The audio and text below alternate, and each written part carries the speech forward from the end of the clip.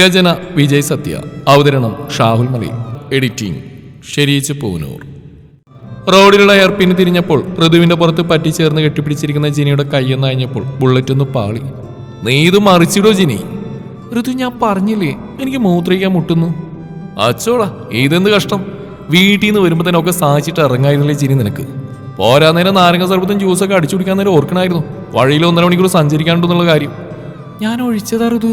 ഓ, എന്നിട്ടെന്താ പിന്നെ ദേ ഈ റോഡിന് വക്കിലെങ്ങനെ സാധിക്കും? ആരുമില്ല അല്ല പിന്നെ. എടാ കുരിപ്പൻ, നീ എന്ത് ഈ പറയുന്നേ? അയ്യേ, നാണിക്കേട്. വിജയനൊക്കെയാണ്, എന്നാലും പെട്ടെന്ന് ഏതെങ്കിലും വണ്ടി വന്നാ വണ്ടിയുടെ വഴിക്ക് പോകും. നിനക്ക് ആരും സാധിച്ചാ പോലെ ജിനി? പോരാ, ഞാനൊരു പെണ്ണ, എനിക്ക് മാനോ അഭിമാനമൊക്കെ ഉണ്ട്. വല്ല കൂതറകളെ പോലെ എന്നെ കൊണ്ട് പറ്റില്ല. നീ വണ്ടി വിട് വേഗം. എങ്കിലും ഒരു 10 മിനിറ്റ് കൂടി സഹിക്ക്. 8 കിലോമീറ്ററല്ലേ വീട്ടിലെത്താൻ. വീടെത്തുന്ന എന്തിനാടാ? അതിനു കൊണ്ടല്ലോ ഒരു സ്ഥലം. പിന്നെ വീടെത്താൻ വഴിക്ക് പറ്റില്ലെന്നല്ലേ പറഞ്ഞ്? അതിനിടയിൽ എവിടെയാ ഇതിന് പറ്റിയ സ്ഥലമുള്ളു? അതൊക്കെയുണ്ട്. ഓ, നീ മറന്നുവല്ലേ? ഓ ഇല്ലില്ല, നമ്മുടെ സ്വന്തം സ്ഥലം ഉണ്ടല്ലോ. ഞാനിപ്പോഴത് ഓർത്ത്. അതെങ്ങനെ ഓർക്കാനാ? പിന്നെ കലിപ്പി, നിന്നെ അടുത്ത് തന്നെ ഡോക്ടറെ കാണിക്കണം. എന്തിന്? നിന്റെ ബ്ലാഡറിന് എന്തോ പ്രശ്നമുണ്ട്. പണ്ട് നിനക്കിങ്ങനെ പ്രശ്നം ഉണ്ടായല്ലോ നമ്മുടെ വീടിനടുത്തുള്ള ടൗണിൽ വെച്ച്. അങ്ങനെയാണോ നമ്മൾ പരിചയപ്പെട്ട്? അവളൊന്ന് മൂളി, എന്നിട്ട് പറഞ്ഞു, പോടാ, എനിക്ക് നല്ല കപ്പാസിറ്റിയാ, അതുകൊണ്ടാ അറിയാത്ത. അവനെ ചേർത്ത് പിടിച്ച് അങ്ങനെ സഞ്ചരിക്കവേ അവൾ മുമ്പ് നടന്ന ആ കാര്യം ഓർത്തു. പട്ടണത്തിലെ ഹൈസ്കൂളിലാണ് ശനിയാഴ്ച LD ക്ലർക്ക് പോസ്റ്റിലേക്കുള്ള PSC എക്സാം ഉണ്ടായത്. അതെഴുതി വരവെ ആദ്യം വന്നിരുന്ന ബസ്സിൽ ചാടി കയറി. അപ്പോഴാണ് മാങ്ങാ ജ്യൂസ് വിൽപ്പനക്കാർ ഒരാൾ ബസ്സിൽ കയറി വന്നത്. Frooti Frooti. വായിൽ വെള്ളം ഊറി. ഡിഗ്രിയും PGയും കഴിഞ്ഞ് ജോലിക്ക് ശ്രമിക്കുന്ന ഒരു പെൺകുട്ടിയാണെന്ന് ബോധമില്ല. 2 എണ്ണം വായിച്ചു. സ്ട്രോ വെച്ച് വലിച്ചു കുടിച്ച് കൂട് പുറത്തേക്ക് കളഞ്ഞു. ബസ് കുറച്ചു നേരം സഞ്ചരിച്ചു. അപ്പോഴാണ് ഒന്നിന്റെ പ്രശ്നം കലശലായി അനുഭവപ്പെട്ടത്. പിടിച്ചു നിന്നു. നാട്ടിലേക്കുള്ള ബസ് ആക്കേണ്ട ജംഗ്ഷനിൽ അവൾ ഇറങ്ങാൻ വേണ്ടി സീറ്റിൽ നിന്ന് എഴുന്നേറ്റു. എന്റെ അമ്മേ, വേദന സഹിക്കുന്നില്ല. ബ്ലാഡർ നിറഞ്ഞിപ്പോ പൊട്ടിപ്പോയെന്ന അവസ്ഥ. ബസ് ആ ജംഗ്ഷനിൽ നിന്നപ്പോൾ അവൾ എങ്ങനെയൊക്കെയോ ബസ്സിൽ നിന്ന് താഴെ ഇറങ്ങി. സഹിച്ചങ്ങനെ നിൽക്കുമ്പോഴാണ് ഒരപരിചിതനായ ചെറുപ്പക്കാരൻ ബൈക്കും കൊണ്ട് അതിൽ വരുന്ന കണ്ടത്. അവൾ കൈകാട്ടി അവനെ നിർത്തി. ചേട്ടാ, ഏതെങ്കിലും വീണ്ടും എന്നെ കൊണ്ട് ചെന്നാക്കോ? എന്താ, എന്തു പറ്റി? എനിക്ക് മൂത്രയിക്കാൻ മുട്ടുവാ.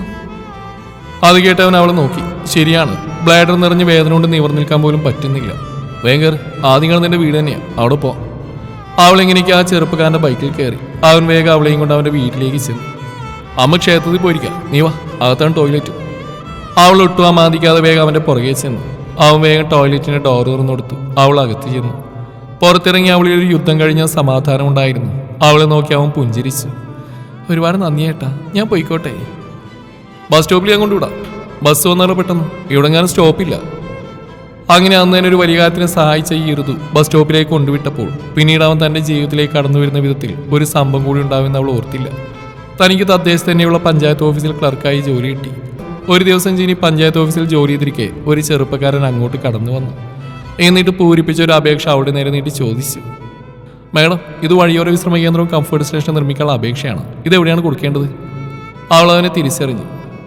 തന്നെ അന്ന് ആ സന്നിഗ്ധഘട്ടത്തിൽ വീട്ടിൽ കൊണ്ടുപോയി സഹായിച്ച ചെറുപ്പക്കാരൻ. ഈശ്വര, ഇത് ഋതുവേട്ടനല്ലേ? ആണല്ലോ. ആരാ? ഞാൻ ജിനി, അന്ന് ചേട്ടൻ്റെ വീട്ടിൽ വന്ന ആ പെൺകുട്ടി. ആ, അത് ശരി, ജിനിയാണല്ലേ? അവനെ തിരിച്ചറിഞ്ഞു. എങ്കിൽ പിന്നെ കാര്യം എളുപ്പമായി. ഞാനും വഴിയാത്രക്കാരായ സ്ത്രീകൾ അനുഭവിക്കുന്ന ആ ഒരവസ്ഥക്ക് പരിഹാരം ഉണ്ടാക്കണമെന്ന് മനസ്സിൽ വിചാരിക്കുകയായിരുന്നു. ജിനി അത് സന്തോഷപൂർവ്വം വാങ്ങിച്ച് പ്രസിഡന്റിനെ ഏൽപ്പിച്ചു. ഇതെന്തായാലും നമുക്ക് പാസ്സാക്കി എടുക്കാം. എൻ്റെയും കൂടി ഉത്സാഹത്തിനുണ്ടാവും. നമ്പരുതാ, കാര്യങ്ങൾ ഞാൻ വിളിച്ചറിയിക്കാം. തന്നെ സഹായിച്ച അന്ന് തന്നെ ജിനിക്ക് ഋതുവിനോട് അനുരാഗം തോന്നിയിരുന്നു. പലപ്പോഴും എവിടെയെങ്കിലും വെച്ച് കാണണമെന്ന് ആഗ്രഹിച്ചിരുന്നു. ജോലി കിട്ടിയപ്പോൾ തൊട്ട് ആ ആഗ്രഹം കൂടിക്കൂടി വന്നു.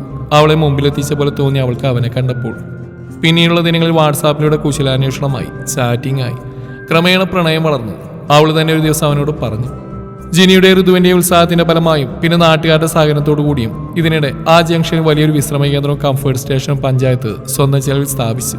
അതുമായി ബന്ധപ്പെട്ടുള്ള പ്രവർത്തനങ്ങൾ ഒരുപാട് സമയം ജിനിക്കും ഋതുവിനും പരസ്പരം കണ്ടുമുട്ടാനും ഒന്നിച്ച് വളരെ അടുത്ത് ഇടപഴകാനും സാധിച്ചു. അതിന്റെ ഫലമായി അവരുടെ പ്രണയം വിവാഹത്തിലെത്തി. ദേ ജിനി, നമ്മൾ കംഫർട്ട് സ്റ്റേഷനിലെത്തി. അപ്പോഴാണ് അവൾ പഴയകാല സ്മരണയിൽ നിന്ന് ഉണർന്ന് പഞ്ചായത്ത് വകയുള്ള കംഫർട്ട് സ്റ്റേഷന് മുറ്റത്ത് വണ്ടി നിർത്തിയപ്പോൾ അവൾക്ക് സന്തോഷമായി. അന്ന് ബസ് ഇറങ്ങിയപ്പോൾ ഈ ഒരവസ്ഥയിൽ താൻ ഇതുപോലെ കംഫർട്ട് സ്റ്റേഷൻ ഇവിടെ ഉണ്ടായിരുന്നെങ്കിലെന്ന് ആഗ്രഹിച്ചു പോയിരുന്നു. ഇപ്പോഴത് സാധിച്ചു. അവൾ ആശ്വാസത്തോടെ അകത്തേക്ക് കയറി. ഉദ്ഘാടനത്തിന് ശേഷം അവൾക്ക് അത് ആദ്യമായി ഉപയോഗിക്കാൻ പറ്റി. പുറത്തിറങ്ങി വന്ന അവളുടെ മുഖത്തൊരു പുഞ്ചിരി ഉണ്ടായിരുന്നു. അതുകൂടാതെ അവൻ്റെ ചൂട് പറ്റി ആ ബുള്ളറ്റിന്റെ പുറകിൽ നിന്ന് വീട്ടിലേക്ക് പോകുമ്പോൾ അവളിൽ ആകെ ഒരു ആത്മനിർവൃതി കൂടി ഉണ്ടായിരുന്നു. പ്രണയം സഫലമായി ഇഷ്ടപ്പെട്ട ഒരുത്തൻ്റെ കൂടെ ജീവിക്കുമ്പോഴുള്ളൊരു സുഖം.